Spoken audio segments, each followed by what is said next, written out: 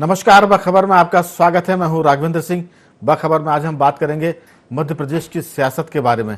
दरअसल अन्नदाताओं की बात भोपाल में 2 दिन से चल रही है, लेकिन अब राहुल बाबा के मध्य प्रदेश में आने पर आदिवासियों की बात भी शुरू हो गई है, क्योंकि वजह यह कि आदिवासी और अन्नदाता चुनाव के साल में राजनीति के केंद्र में रहने वाले हैं।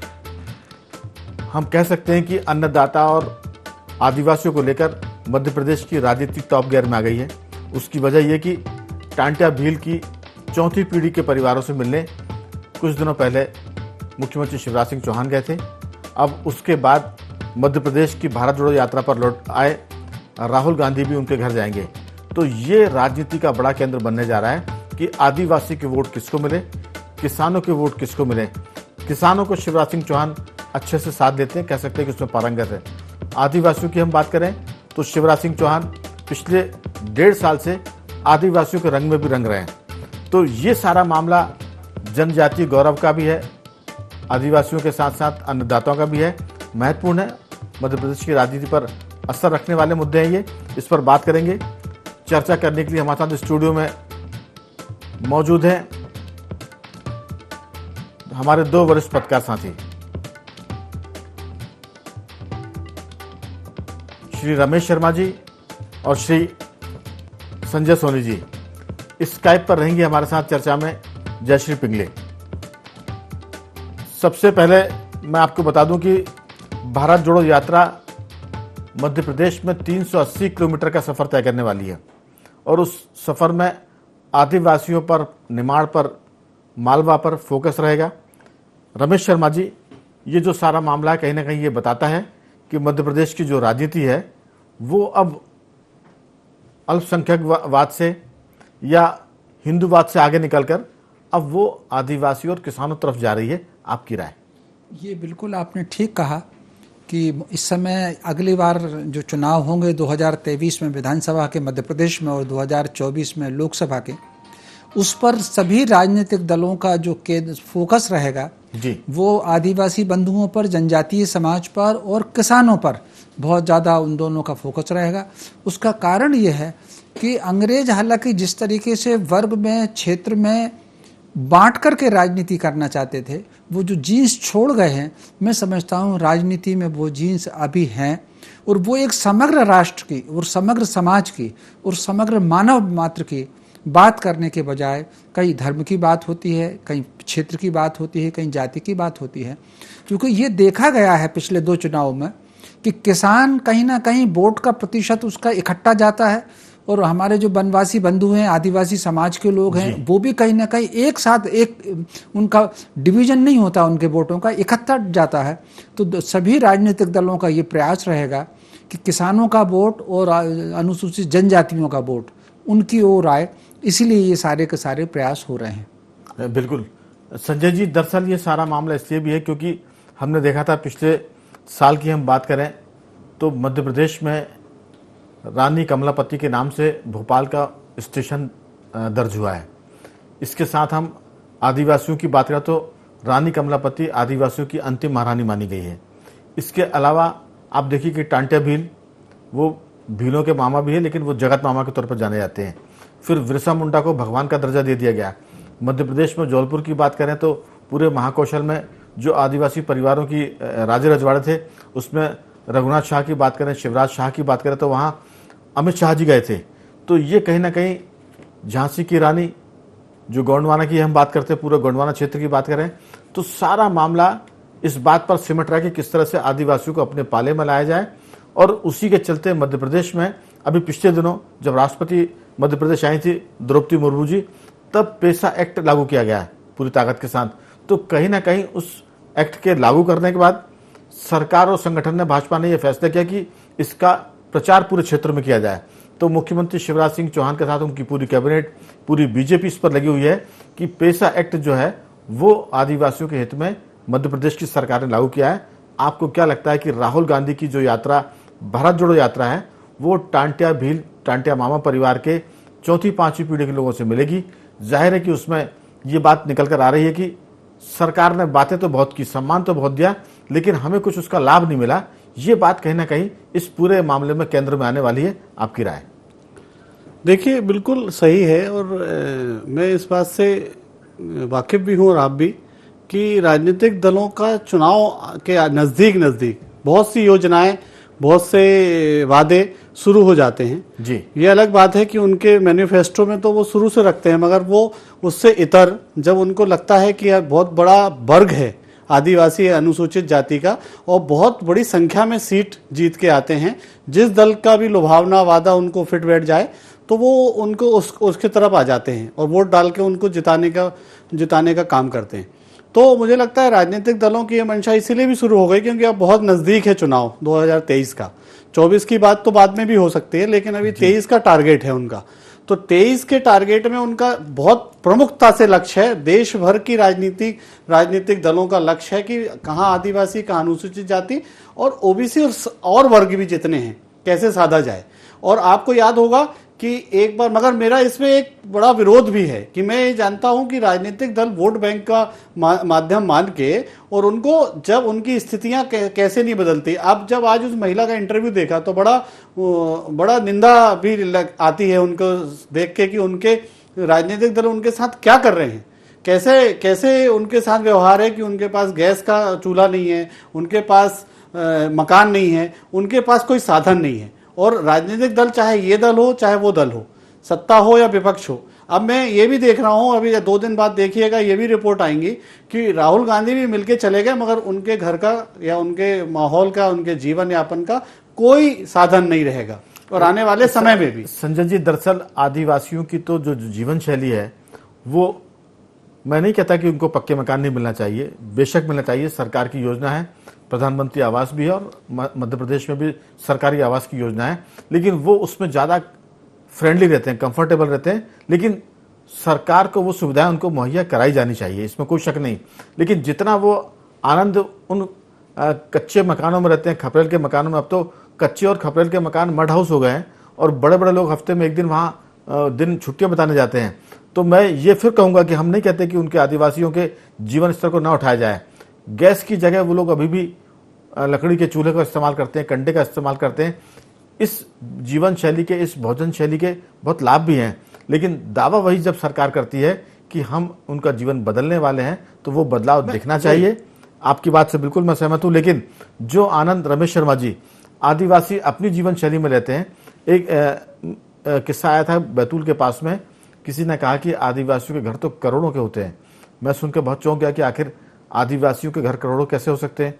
तो उन्होंने कहा कि साहब वहाँ जो जंगलों में रहते हैं तो वो सागौन की लकड़ी को घर बनाते हैं, और सागौन की जो लकड़ी होती है वो बड़ी महंगी बिकती है, और उनके पास जो घर होते हैं उनके छतों में, माने जो सागौन की बल्लियाँ जिसे कहते हैं, उनके सागौन के बहुत बड़ी म्याल जिसको बोलते हैं वो रहती है। अगर बोले उनकी कीमत आप आंकेंगे तो लाखों में निकलेगी।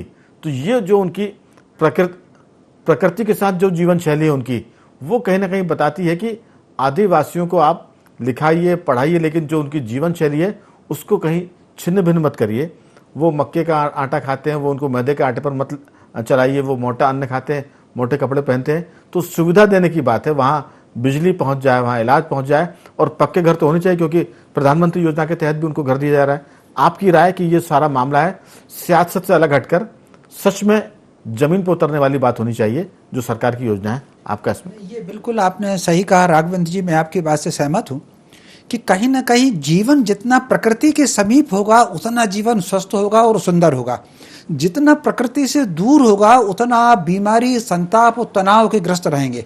आप नगरीय जीवन देख लें और ग्रामीण जीवन देख लें और वन्य जीवन देख लें। वन का व्यक्ति जितना प्रसन्न और स्वस्थ रहता है, जितना दीर्घजीवी रहता है, उतनी लंबी आयु नगर के आदमी की नहीं है। फिर इसके अलावा एक और बात मैं कहना चाहता हूँ, सृष्टि में चींटी से लेकर हाथी तक जितने भी प्राणी हैं, देखिए सुविधा एक चीज अलग है और सम्मान बिल्कुल अलग है। जो लोग स्वतंत्रता संग्राम सेनानी रहे हैं, जिन्होंने इस राष्ट्र के लिए, संस्कृति रक्षा के लिए बलिदान दिया है, उनका कहीं ना कहीं सम्मान होना चाहिए। और कहीं ना कहीं उनको अग्रणी होना चाहिए। लेकिन सुविधा की बात बिल्कुल अलग है। चींटी से लेकर हाथी तक सारे प्राणी अपनी रोटी जुगाड़ करते हैं, अपने लिए रहने की सुरक्षित स्थान ढूंढ लेते हैं। जिनको प्रेम करना होता है उससे प्रेम करेंगे, जिनसे घृणा करना होती है उससे घृणा करेंगे, सुरक्षित स्थान पर सो लेते हैं, संतान उत्पन्न कर लेते हैं, उनको बड़ा करते हैं, खड़ा करते हैं। उनको किसी सरकार की जरूरत नहीं पड़ती। लेकिन मनुष्य जो कि उनसे श्रेष्ठ माना जाता है, उसको अब हर काम में सरकार की जरूरत पड़ रही। शादी भी सरकार कराए, बच्चे पैदा भी सरकार करे, पढ़ाई लिखाई भी सरकार, नौकरी भी सरकार दे। तो भैया तुम काहे के लिए दुनिया में आए? तो मोटे तौर पर सुविधाओं पर हमको ज्यादा ध्यान नहीं देना है। प्रकृति के अनुरूप जीवन और उतना उनका जो स्वाभिमान और आत्मनिर्भरता के साथ वो लोग कैसे जी सकते हैं, उस पर हमको विचार करना। लेकिन अगर राजनीतिक पार्टियां ये बातें नहीं कहेंगी तो फिर सियासत कैसे होगी? जो बात संजय सोनी जी ने की कि, और ये बात निकल कर भी आती कि राजनीतिक दल पहुंचते हैं, उनको सुविधा देने की बात करते हैं, लेकिन ना तो उनके घर में बिजली है, ना उनके घर में गैस चूल्हा है। गैस चूल्हा आप दें ना दें अलग बात है, लेकिन उनके लिए नौकरी मिलनी चाहिए। क्योंकि टांटिया मामा की अगर हम बात करें तो उन्होंने जो आज़ादी की लड़ाई में काम किया, जो समाज के लिए काम किया, वो बहुत ही अपने आप में अनुकरणीय है उस जमाने में, उस दौर में। तो कहीं ना कहीं सरकारों को अपने वादे पर खरा उतरने की जरूरत है। सियासत के लिए बहुत सारे मुद्दे हो सकते हैं, लेकिन टांटिया मामा के परिवार के साथ राजनीति किसी भी पार्टी को नहीं करनी चाहिए। हमारे साथ जुड़ गई हैं जयश्री जी इंदौर से, मध्य प्रदेश की वरिष्ठ पत्रकार। जयश्री जी, आप मेरी आवाज सुन पा रही हैं?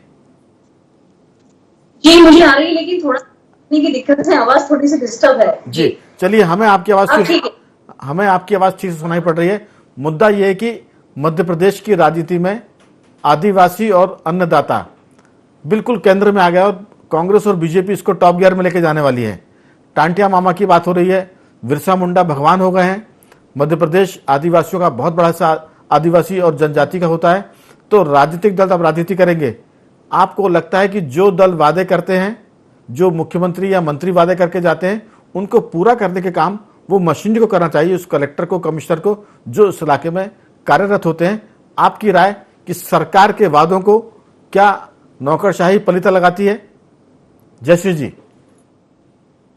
जी जरूर, ये तो खास बात है कि जो भी सरकार की घोषणाएं होती है और खासतौर पे आदिवासी वेलफेयर ओपन बात करते हैं या कानूनी उनके अधिकारों पर बात करते हैं, चाहे वो कानून का मामला हो या तमाम जो उनकी घोषणाएं होती है उनका मामला। लेकिन मुद्दा ये है अफसरों पे लगाम भी, और वो मुखिया का ही होना चाहिए। और जो मुखिया है और प्रशासन का जो मुखिया है, उनकी बड़ी भूमिका हो जाती है। तो मुझे लगता है कि स्थानीय प्रशासन जो करता है वो तो अपनी जगह पर है, लेकिन उसके साथ अगर सब ये चुनाव के समय ही ये चीजें क्यों याद आती है, या क्यों रिव्यू सारे होते हैं, या स्क्रूटनी होती है, समीक्षा होती है कि क्या काम बाकी रह गए, या उनके अधिकारों को लेकर हम अभी क्यों बात करते हैं। और मध्य प्रदेश जो है वो मैं इसमें एक बात जोड़ूंगा। मैं किसी राजनीतिक पार्टी का पक्ष नहीं ले रहा हूं, लेकिन जैसे एग्जाम के पहले बच्चे लोग बहुत तैयारी करते हैं, साल भर पढ़ाई नहीं करते, लेकिन जब परीक्षा आती है तो दिन रात जागते हैं। 2 महीने पहले से वो पढ़ाई के मोड पर आते हैं, उनका भी गियर बदल जाता है। तो मुझे लगता है कि ये प्रकृति और मानवीय स्वभाव है कि जब सर पर कोई चीज आती है, चुनाव सर पर आ गए तो सारी पार्टी एक्टिव है। जो आपका सवाल है, मैंने उसका थोड़ा सा उत्तर दिया है बीजेपी कांग्रेस की तरफ से। जी, क्योंकि मध्य प्रदेश में तकरीबन 80 सीटें जो होती हैं वो प्रभावित होती हैं, और बीजेपी का लाभ इलेक्शन और वो सबसे ज्यादा नुकसान पर हुआ। राहुल गांधी की जो याद है और कांग्रेस का जो नेटवर्क है आदिवासी को, उसका भी उनको एक थ्रेटनिंग है, एक जो स्थितियां दिख रही राजनीतिक तौर पे। तो स्वाभाविक है कि आदिवासी जो है वो मूल पॉलिटिकल एजेंडे पर आते हुए हमें दिख रहे हैं, और उनके लिए दोनों ही दल अपनी ताकत झोंकने के लिए तैयारी में है। जी, कुल मिलाकर मैं एक चीज और अगले दौर की बातचीत में से पूछूंगा कि उमंग सिंघार आदिवासी लीडर हैं, मध्य प्रदेश की बहुत वरिष्ठ नेता, उप मुख्यमंत्री रही, जमुना देवी के भतीजे हैं। उन पर भी आरोप लगा है एक अबला का, उनकी पत्नी का मुकदमा दर्ज है, वो फरारी में है। तो अन्नदाता, आदिवासी और अबला नारी की बात हम जरूर करेंगे।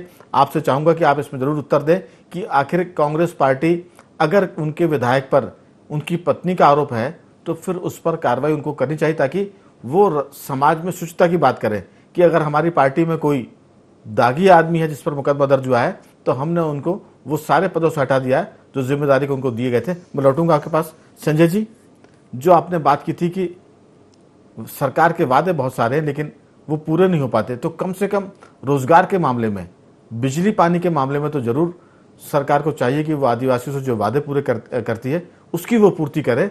नहीं तो फिर होगा ये कि कथनी कुछ और है, करनी कुछ और है। वोट के नाम पर आप कुछ भी कहें कि हथेली पर सरसों जमा देते तो लोग जमा देते हैं, अगर वोट के समय कोई वर्ग आपसे आसमान से चांद तारे मांगता तो वो भी आप उनको देते हैं। ये वैसी बातें ना हो जाए, आपकी राय? देखिए, ये बात आप संजय जी से अच्छा, जी। तो एक्चुअल में यही बात है कि जो बिजली पानी तो बहुत मूलभूत सुविधाएं हैं कि एक्चुअल में केंद्र की भी बहुत योजनाएं हैं और उसके टांटिया मामा के परिवार को तो मिलनी चाहिए कम से कम। हाँ, मतलब वैसे तो सभी को मिलना चाहिए, मगर अभी उसकी बात इसलिए जिक्र में आई क्योंकि उससे अभी शिवराज जी मिले हैं और राहुल गांधी मिलने वाले हैं, लेकिन उसके जीवन में बदलाव क्यों नहीं आ रहा? अगर टंटिया मामा की 5वीं पीढ़ी है तो अपन तो समझते हैं कि उसका भी बड़ा योगदान है, उस पीढ़ी का भी। तो जब हम शहीद के और सभी लोगों को इतनी सुविधाएं सरकारें देती हैं तो उसको भी मिलना चाहिए। तो फर्जी लोग सुविधाएं पा जाते हैं और मुझे बड़ा सेनानियों के नाम पर जी मुझे बड़ा हास्यास्पद लगता है कि एक बार सिंधिया जी गए एक उपचुनाव में, एक के घर में रुके, उसके घर में उन्होंने बढ़िया लेटरिंग लगाई गई, जो कमोड लगाए गए और सब व्यवस्था बनाई गई, और जब वो चले गए तो वो निकाल के ले गए। मतलब ताजुब की बात है कि एक आदिवासी का इतना बड़ा मजाक, अगर उसके घर में वो सुविधा लगी भी रहे, उसको दे दी जाती तो ये भी माना जाता कि चलो उसको लाभ मिल गया, लेकिन वो उसको भी निकाल के ले गए। तो कहने का मतलब ये इतना मजाक है। तो पार्टियों का, मैं दोनों राजनीतिक दलों के बारे में कहूंगा कि इस तरह के मजाक से अच्छा उनके जीवन यापन के सुधार की बात करें, जो वो जीवन भर याद रखें और उनकी आगे की पीढ़ी भी याद रखें। बिल्कुल, तो ये ज्यादा महत्वपूर्ण। शर्मा जी, दरअसल टांटिया मामा के परिवार ने तो, उनके पास जो कुछ बीघा जमीन थी वो उन्होंने उनके स्मारक के लिए दान दे दी। अब उनका परिवार कहीं मजदूरी करता है तो कहीं कुछ, अभी जरूर एक खबर आई थी बीच में कि उनके परिवार की किसी महिला को स्कूल में काम मिला है भोजन बनाने का। उनके परिवार का एक लड़का स्कूल में चपरासी है। तो टांटिया मामा के परिवार के साथ थोड़ा सा और सम्मान के साथ व्यवहार करने की जरूरत है, क्योंकि चपरासी और खाना बनाने से तो ऊपर का उनका ओहदा है, क्योंकि वो तब क्रांतिकारी थे जब लोग अंग्रेजों से लड़ने में डरते थे या मुगलों की ताकत से डरते थे। आपकी राय? ये बात बिल्कुल ठीक कहा, क्योंकि ऐसे बलिदानी परिवार को यह अवसर देना चाहिए कि बाय द वे हो सकता है चूंकि पढ़ाई के कारण कोई बड़ी नौकरी उनको ना मिले, लेकिन कहीं ना कहीं चूंकि वनोपज को लेकर के, वन संपदा के संरक्षण के साथ साथ कुछ कारोबार करने की या खुद अपना कोई काम खड़ा करने की या समाज सेवा की दृष्टि में आगे आना, मतलब इस समय वन क्षेत्र में हमारे जनजातीय बंधुओं में बहुत ऐसे कामों की जरूरत है जहाँ कार्यकर्ताओं की आवश्यकता है। मैं समझता हूँ कहीं ना कहीं सरकारों से अलग हट करके, भाजपा कांग्रेस से अलग हट करके, ये राजनीतिक दलों को और समाज के सब लोगों को ये देखने की, सोचने की आवश्यकता है कि वो परिवार के लोग सम्मान के साथ अपना जीवन यापन करें और उनकी जो प्रतिभा है और उनकी जो ऊर्जा है उसका सही मान ले। बाय द वे, अगर किसी के पास, इसमें कोई शक नहीं कि आजीविका की अगर किसी के पास व्यवस्था नहीं है, सम्मानजनक जीने की व्यवस्था नहीं है, तो उसकी जो अपनी ऊर्जा है, उसकी जो क्षमता है, प्रतिभा है उसकी अपनी मौलिक, वो उसकी कहीं ना कहीं उसका ह्रास होता है और उसका नुकसान देश को, धरती को, समाज दोनों को होता है। तो मैं समझता हूँ इसकी चिंता राजनीतिक दलों को भी करनी चाहिए, समाज को भी करनी चाहिए और सरकार को भी करनी चाहिए। बिल्कुल, वो एक शेर है इसमें कि वतन शहीदों की चिताओं पर हर बरस लगेंगे मेले, वतन पर मरने वालों का यही बाकी निशा होगा। तो कम से कम टांटिया मामा के परिवार या जिन्होंने फ्रीडम फाइटर्स के जो सेनानी रहे हैं, उनके परिवारों की चिंता एक कदम आगे बढ़कर करनी चाहिए, और उसमें नौकरशाही भी अपनी जो ढीठता होती है उसको छोड़कर सरकार के वादों पर अमल करे, ताकि जो वंचित वर्ग है, जो वनवासी वर्ग है, वो कम से कम अपना जीवन ठीक से करे। जयश्री जी, ये सारा मामला इसलिए भी है क्योंकि राहुल गांधी उस परिवार से मिलने वाले जो टांटिया भील के परिवार की चौथी पांचवी पीढ़ी है। तो ये भी एक सक्रियता का फायदा, अगर प्रतिपक्ष सक्रिय होगा तो सरकार वंचितों के लिए भी काम करेगी, भले इसका दबाव हो। आपकी राय कि ये जो राहुल गांधी पहुंच रहे हैं, एक तरह से ये सरकार को जगाने के लिए भी है और वंचितों को कहीं ना कहीं इसका लाभ भी मिलेगा। आपकी टिप्पणी? जी बिल्कुल सही है। राजीव गांधी की सक्रियता है और जिस तरह से वो उन तमाम सीट्स पर टारगेट कर रहे हैं जहां पर कांग्रेस को एक बेहतर परिणाम मिलने की उम्मीद हो सकती है, तो जिस तरह से एक उनकी भारत जोड़ो को जिस तरह से मध्य प्रदेश में उन सीट्स पर फोकस किया गया है, तो निसंदेह बीजेपी का और सरकार का उस तरफ ध्यान देना और उस तरफ टंट्या भील के परिवार वालों के प्रति, क्योंकि वो एक बहुत बड़े हीरो हैं आदिवासी समाज के। और हमने अभी देखा कि उनके नाम पर छुट्टी भी हुई मंजूर और उसको एक अलग तरह का एक रिकॉग्निशन सरकार द्वारा पिछले कुछ समय से दिया जा रहा है, वर्षों से। तो बहुत लाजमी है कि कांग्रेस का इस तरह से अपने वोटर्स को कल्टीवेट करना, पेनिट्रेशन करना भारत जोड़ो। जयश्री जी, उमंग सिंगार के बारे में क्या कहेंगे, क्योंकि वो भी आदिवासी लीडर हैं और वो एक मामले में फंस गए हैं जो उनकी पत्नी ने उनके खिलाफ रिपोर्ट लिखाई है। आदिवासी होने के साथ साथ मामला महिला का भी है और कांग्रेस अक्सर कहा करती कि उनकी जो लीडर है प्रियंका गांधी, लड़की हूं लड़ सकती का नारा उनका उत्तर प्रदेश के चुनाव में था, लेकिन अक्सर लड़कियों के मुद्दे पर अगर पार्टी से जुड़ा कोई मामला होता है तो फिर कांग्रेस और प्रियंका जी थोड़ी सी खामोशी अख्तियार करती हैं। आपकी इसमें राय कि इस मुद्दे पर मुखर क्यों नहीं है? जी बिल्कुल, बहुत इस मामले में अगर वो आरोपी हैं तो वो न तो आदिवासी है न कोई सामान्य वर्ग का है। किसी महिला ने अगर इस तरह के आरोप लगाए हैं और बहुत आगे बढ़कर उसने इतने प्रभावशाली व्यक्ति के खिलाफ आकर मैदान पकड़ा है तो उसकी कोई गंभीर वजह है और इसको राजनीति से परे हटकर देखना चाहिए। और जो भी शासन की जो तंत्र है, जो एजेंसीज हैं, पुलिस है, प्रशासन है, उसको सख्त कार्रवाई करनी चाहिए उससे। और रहा कांग्रेस का जो रवैया उस पर बात कर रहे हैं कि कांग्रेस का रवैया इसमें बहुत खामोशी का है, क्योंकि वो महिला भले ही उमंग सिंगार की पत्नी है या कोई और भी है, इस पर कांग्रेस को बोलना चाहिए।